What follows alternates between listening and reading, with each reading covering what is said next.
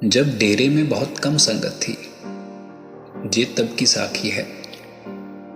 और डेरा भी ऐसा नहीं था। डेरे में जगह जगह पर घास फूस, झाड़ियां, टोए टिब्बे, मानो जैसे किसी फूल के खिलने की अभी शुरुआत ही हुई है। तब एक बूढ़ी बुजुर्ग औरत डेरे में जाया करती और संगत की सेवा किया करती।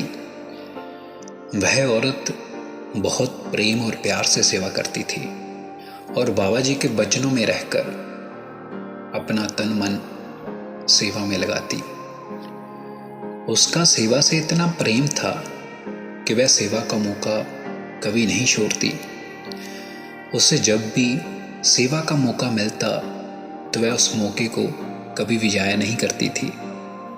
अगर हम उसके जीवन की ओर देखते तो हमें ऐसा लगता जैसे उसने सारी उम्र सेवा ही की है।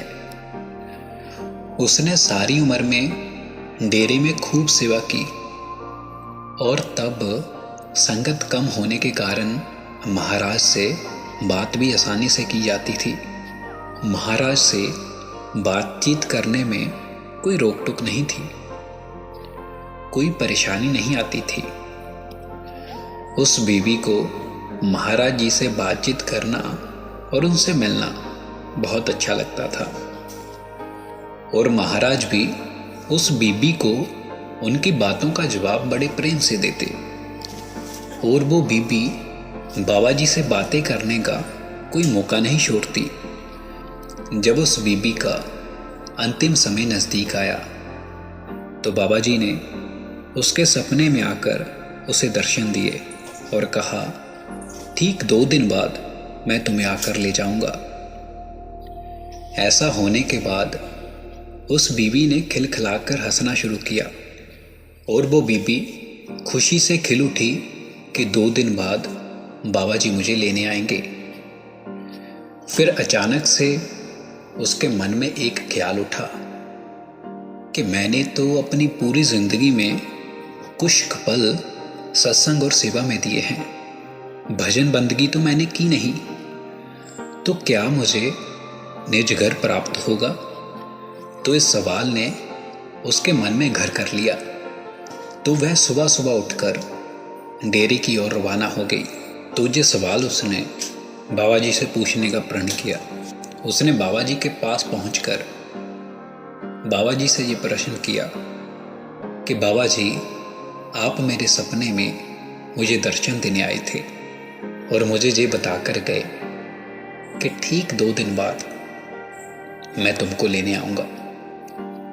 महाराज जी उस बीबी की तरफ गौर से देखते रहे और खिलखिला के हंसने लगे। आगे बोलो, आगे क्या प्रश्न है तुम्हारा? और बीबी ने हैरानी में कहा, बाबा जी, मेरे से तो सिर्फ सेवा ही हुई है, भजन बंदगी तो मैंने की ही नहीं। क्या मैं निज घर की भागीदार हूं? और बाबा जी ने हंसते हुए फरमाया कि जो मेरी संगत की सेवा करता है उसको तो मैं हर हाल में सचखंड लेकर जाऊंगा और उससे भजन सिमरन करवाना भी मैं अच्छे से जानता हूं। तुम आज घर जाकर भजन पर बैठ जाना। और वह बीबी खुशी खुशी घर गई। थोड़े समय के लिए उसने अपने घर वालों से बात की और कहा, आज मुझे कोई तंग मत करना, आज मैं भजन सिमरन करूंगी और आज कोई मेरे कमरे में मत आना।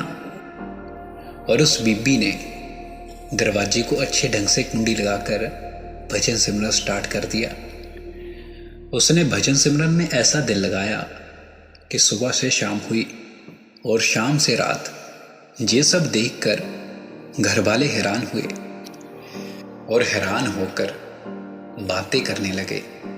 वह डरने लगे, पर माँ जी ने उन्हें साफ मना किया था कि आज मैंने भजन सिमरन करना है, कोई मेरे दरवाजे के पास ना आए। पर सभी माँ जी के इंतजार में उनके कमरे के पास इकट्ठे हो गए और समय बीत जाने के बाद जब माँ जी बाहर आई तो उनके घर वालों ने देखा कि माँ जी के चेहरे पर एक अलग ही नूर था। वह ये सब देखकर बहुत हैरान हुए। घर वाले बीबी के बारे में आपस में बातें करने लगे और अगले दिन बीबी महाराज के पास गई। फिर बीबी ने महाराज जी से सवाल किया कि महाराज जी, आप तो कह रहे थे कि आप मुझे लेने आओगे, पर लेने तो आए नहीं। मैं तो आपका इंतजार कर रही थी, देर रात तक इंतजार किया, पर आप लेने नहीं आए।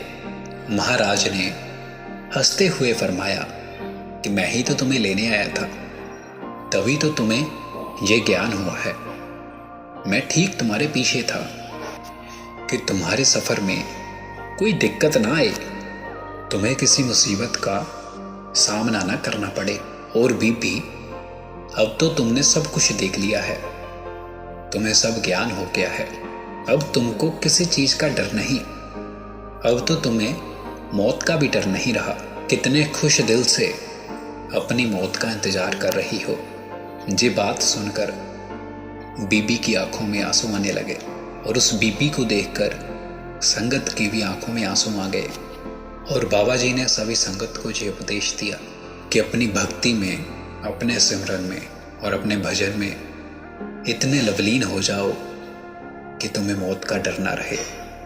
तुम जिंदगी और मौत को एक समान मानो।